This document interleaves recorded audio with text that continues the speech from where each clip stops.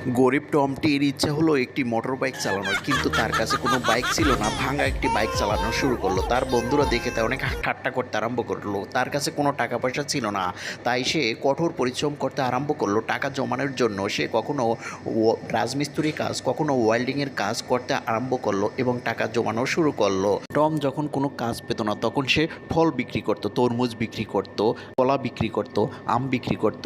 এভাবে ফল বিক্রি করেও সে ইনকাম করত। ইনকাম করতে করতে এক সময় সে অনেক টাকা জমিয়ে ফেললো। সেই টাকা নিয়ে সে শোরুমে চলে গেল তার স্বপ্নের বাইকটি কেনার জন্য। তার স্বপ্নের বাইকটি কেনার পরে তার বন্ধুরা দেখে তো অবাক যে সে কিভাবে এই সুন্দর বাইকটি কিনলো।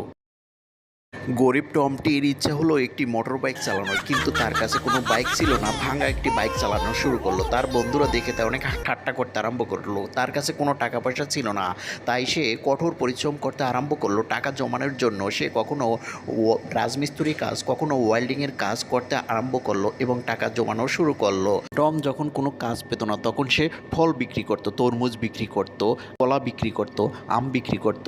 এভাবে ফল বিক্রি করেও সে ইনকাম করত।